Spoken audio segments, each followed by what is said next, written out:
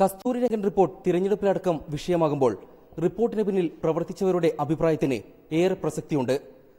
റിപ്പോർട്ടിന് രൂപം നൽകുന്നതിൽ നിർണായക പങ്കുവഹിച്ച പ്രമുഖ പരിസ്ഥിതി പ്രവർത്തക സുനിത നരേൻ ഇപ്പോൾ നമ്മോടൊപ്പം ചേരുന്നു.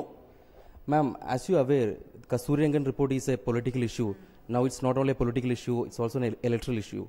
So how are you looking the campaigns and agitations against the report? It's very unfortunate. I'm very sad. There is clearly a motivated political campaign against the Kasturirangan report. പരിസ്ഥിതി സംരക്ഷണത്തിൽ മുന്നിൽ നിൽക്കുന്ന കേരളത്തിൽ നിന്ന് തന്നെ കസ്തൂരിരംഗൻ റിപ്പോർട്ടിനെതിരെ പ്രതിഷേധമുയരുന്നത് ദൌർഭാഗ്യകരം. CPM-ഉം സഭകളും കള്ളപ്രചരണം നടത്തുകയാണ്. കേരളത്തിന്റെ ആവശ്യപ്രകാരം പരിസ്ഥിതി ലോലമേഖലകൾ പുനർനിർണ്ണയിക്കുന്നത് റിപ്പോർട്ടിന്റെ അന്തസത്തയുടെ ലംഘനമാകും. ഇളവ് അനുവദിച്ചുകൊണ്ടുള്ള കരട് വിജ്ഞാപനം തിരഞ്ഞെടുപ്പിന് ശേഷം ഭേദഗതി ചെയ്യപ്പെടുമെന്ന് കരുതുന്നു.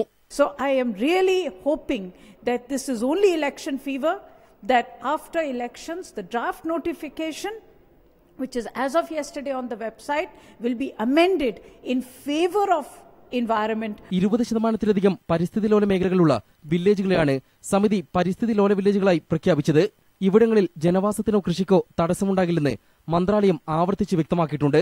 എന്നിട്ടും കേരളത്തിന്റെ ആവശ്യത്തിന് മന്ത്രാലയം വഴങ്ങിയതിനെതിരെ ഹരിത tribunal നടപടിയെടുക്കണം. And if Kerala is asking for it, Kerala is wrong.